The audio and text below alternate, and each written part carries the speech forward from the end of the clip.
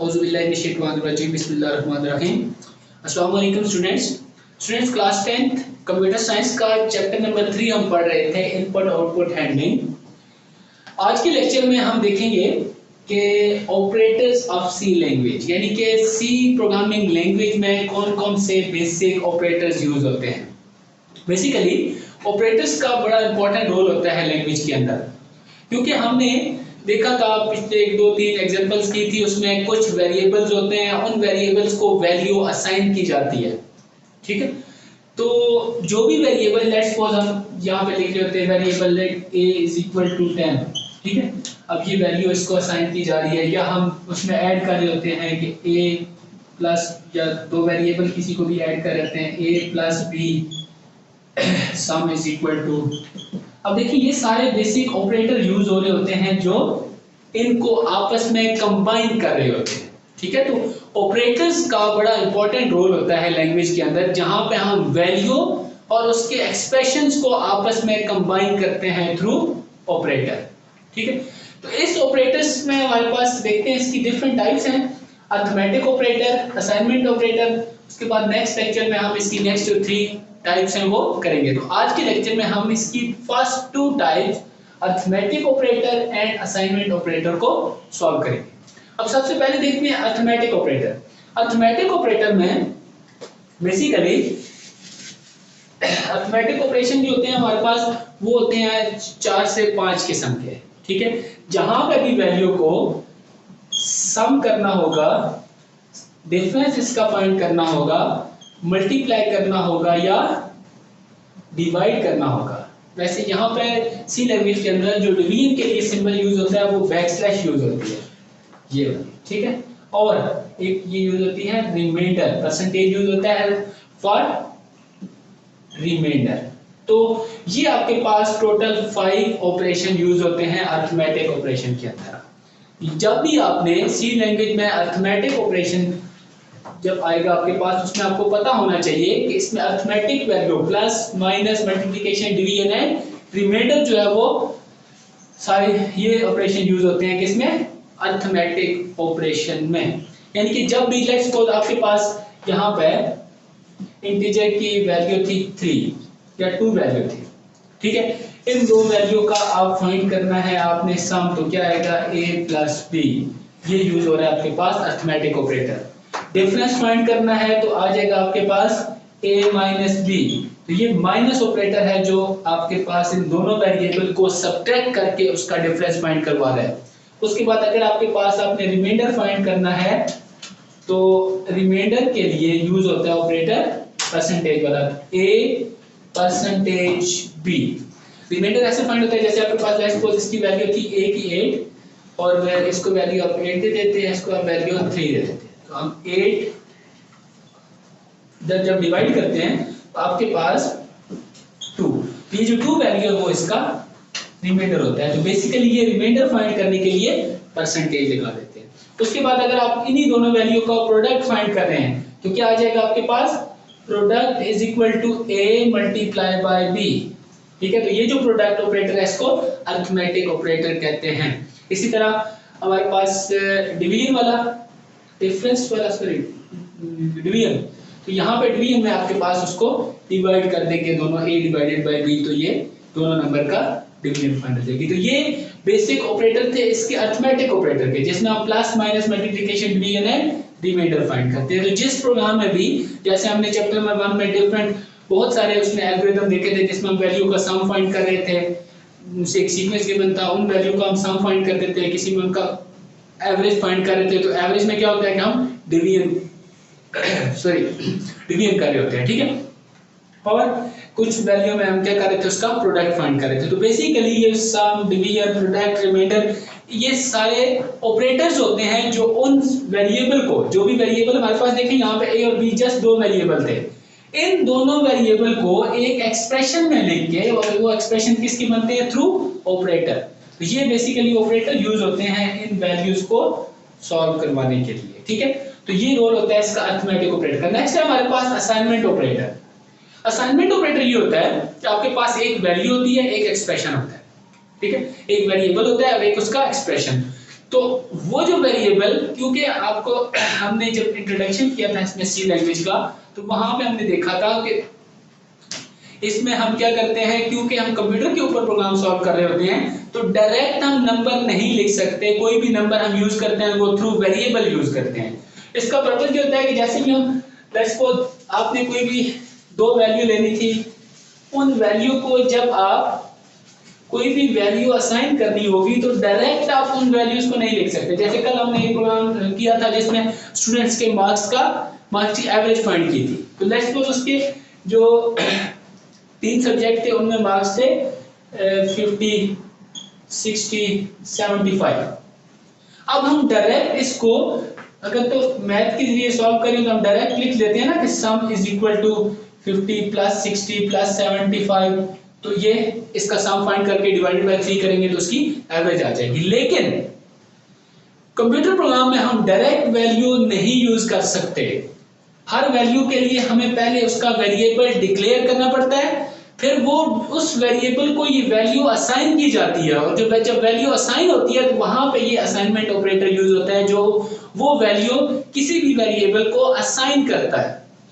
ठीक है, बेसिकली हमारे पास जो असाइनमेंट ऑपरेटर है सी लैंग्वेज में वो होता है इक्वल टू। जैसे मैथ में जिसको हम इक्वल टू कहते हैं ना, ये वाला ऑपरेटर, ये लैंग्वेज में इसको असाइनमेंट ऑपरेटर कहते हैं। असाइनमेंट ऑपरेटर इसलिए होता है जब देखें a इज इक्वल टू 5। अब ये a और 5 आपस में इक्वल नहीं है। a एक वेरिएबल है, 5 एक वैल्यू है, ये दोनों आपस में इक्वल नहीं है। इसमें क्या हुआ है कि ये 5 वैल्यू इस वेरिएबल a को असाइन की गई है। ठीक है, यानी कि ये 5 जो वैल्यू है इस वेरिएबल को असाइन की गई है। तो असाइन करने के लिए जो ऑपरेटर यूज हो रहा है इसको कहते हैं असाइनमेंट ऑपरेटर। यानी कि अगर आपके पास ये असाइनमेंट ऑपरेटर नहीं होता तो हम ये 5 वैल्यू a में नहीं असाइन कर सकते थे, नहीं उसकी जगह पुट कर सकते थे। तो इस ऑपरेटर के जरिए हम क्या करते हैं, ये वैल्यू किसी भी वेरिएबल को असाइन करते हैं, तो उसके लिए यूज होते हैं हमारे पास असाइनमेंट ऑपरेटर। ठीक है, तो समझ आ गई होगी कि लैंग्वेज के अंदर असाइनमेंट ऑपरेटर यूज होते हैं किसी भी वेरिएबल को वैल्यू असाइन करने के लिए। ये बस सिंपल इसकी बेसिक ये इसकी डेफिनेशन है। ठीक है, अब इसकी आगे दो टाइप्स है, एक बेसिक एक कंपाउंड। बेसिक हमारे पास बेसिकली बेसिक असाइनमेंट ऑपरेटर वो ऑपरेटर्स होते हैं जिसमें आपके पास सिंगल एक ऑपरेटर यूज होता है या दो यूज होते हैं। जैसे अब ये हमारे पास लिखा हुआ ना a इज इक्वल टू 5, तो सिर्फ एक ऑपरेटर यूज हुआ है। तो यहाँ पे इस क्या होगा, ये हमारे पास बेसिक असाइनमेंट ऑपरेटर है। जैसे आपने लिख दिया इधर कि sum is equal to a minus b। अब देखें सिंगल एक ऑपरेशन हो रहा है जिस भी उसमें स्टेटमेंट में जस्ट एक सिंगल ऑपरेशन हो रहा हो, वहां पे जो यूज होते हैं ऑपरेटर, इसको कहते हैं बेसिक ऑपरेशन। और जैसे ही हमारे पास मोर देन 2 ऑपरेटर जहां पे यूज होना शुरू हो जाते हैं वो कंपाउंड असाइनमेंट ऑपरेटर होते हैं। ठीक है, तो बेसिक का मतलब क्या है कि जैसे sum is equal to a plus b, a is equal to 5, उसके बाद हम कुछ भी लिख सकते हैं, ये नेम इज इक्वल टू पहले, तो ये भी आपके पास एक सिंगल वैल्यू थी जो एक नेम वाले वेरिएबल को असाइन कर दी, तो ये किस में आ जाएगा, बेसिक असाइनमेंट ऑपरेटर में। लेकिन जहां पे हमारे पास ऑपरेटर्स मोर देन वन, ज्यादा ऑपरेटर यूज होने शुरू हो जाते हैं, वहां पे फिर उसको कहते हैं कंपाउंड असाइनमेंट ऑपरेटर। ठीक हो गया, तो अब हम देखते हैं इसकी एग्जांपल कि आपके पास कंपाउंड वेरिएबल कौन से होते हैं, असाइनमेंट ऑपरेटर कौन से होते हैं।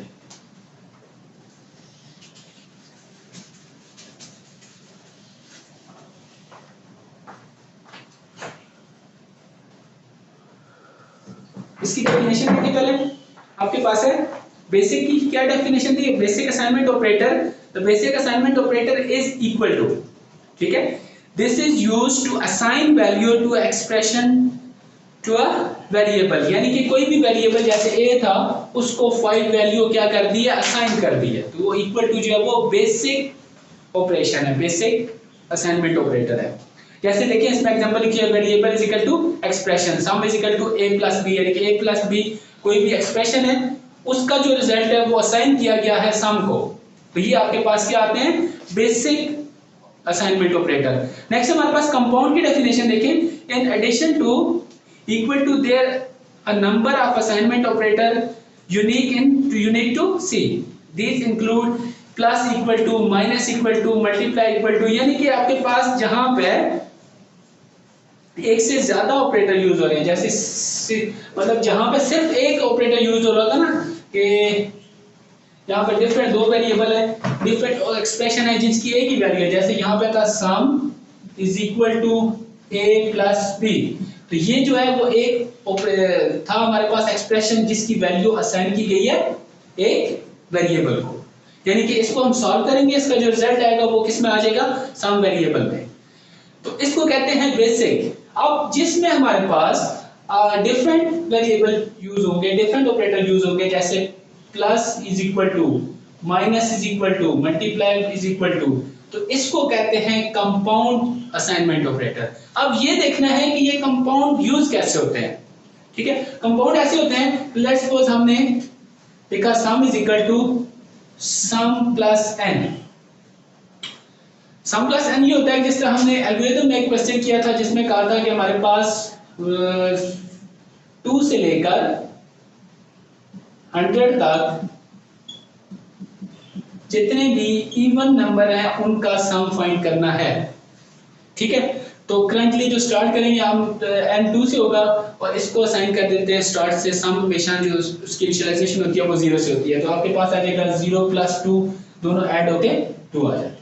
अब नेक्स्ट नंबर जो है 4 है, अब सम की वैल्यू क्या है 2 है और नेक्स्ट वैल्यू जो है इसके 4 आ जाएगी, इनको ऐड करके 6 हो जाएगा, फिर 6 वैल्यू आएगी, यानी कि सम आपका देखिए sum is equal to sum plus n, हर एक एक्सप्रेशन में सम बार बार रिपीट हो रहा होता है, तो जो भी वैल्यू सेम वेरिएबल होते हैं बार बार रिपीट हो रहे होते हैं, इसको हम एक जो कंपाउंड एक्सप्रेशन में लिखते हैं वो इस तरह लिखते हैं, हम इसको यहां पे लिख सकते हैं sum is equal to plus is equal to N. इसका मतलब क्या है कि जो भी इस सम में वैल्यू थी, लेट्स सपोज वो थी 2 थी, प्लस इज इक्वल टू 4 का मतलब क्या है कि ये सम प्लस हो जाएगा, इस एन में टोटल आ जाएगा, सम की वैल्यू जो हो जाएगी वो 6 हो जाएगी, यानी कि इसकी वैल्यू सम की ऐड होगी किसके साथ, इक्वल टू एन वाली वैल्यू के साथ, और उसका जो रिजल्ट है वो इस सम में ऐड कर देंगे। यानी कि कंपाउंड एक्सप्रेशन में क्या होता है कि आपके पास देखें दो से एक से ज्यादा ऑपरेटर यहाँ पे हम इक्वल पुट कर सकते हैं, जैसे हम उसमें एल्गोरिथम में कुछ कर रहे थे कि जब तक वैल्यू आपकी यहाँ पे हमारे पास एक ऑपरेटर यूज होता है कि जब तक आपकी value less than equal to 100 है तब तक वो उसको रिपीट करेगा, तो यहाँ पे हम उसका इंक्रीमेंट कराते थे, इवन नंबर है 2 प्लस 2 4 होगा, प्लस 2 6 होगा, तो हम लिखते थे k is equal to k plus 2, तो यहाँ पे हम इसकी जगह लिख सकते हैं k plus is equal to 2, क्योंकि k जो है देखिए बार बार सेम k है, वही k की जो वैल्यू है वो बार बार आगे इसकी रिपीट होनी है, हम ये लिख देते हैं k plus is equal to 2। इसका मतलब क्या है कि जहां पे k की जो भी वैल्यू है वो प्लस होगी इस 2 के साथ और जो रिजल्ट आएगा वो इस k को असाइन हो जाएगा, यानी कि ये इस दो ऑपरेटर यहाँ पे इकट्ठे लगे हुए हैं, सम भी और इक्वल टू भी।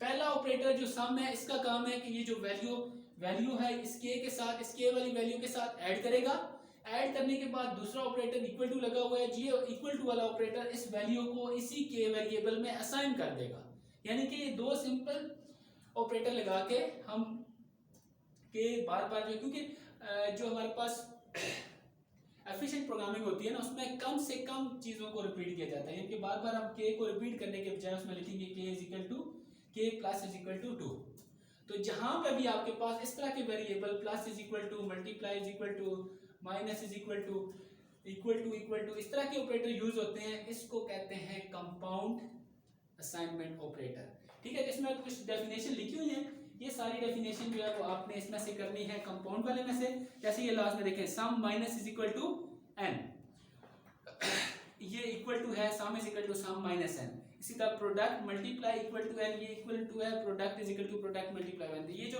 लास्ट इसमें ये लिखी हुई है 5-6 एग्जांपल ये आपने इसमें से कर लेनी है और इसकी डेफिनेशन।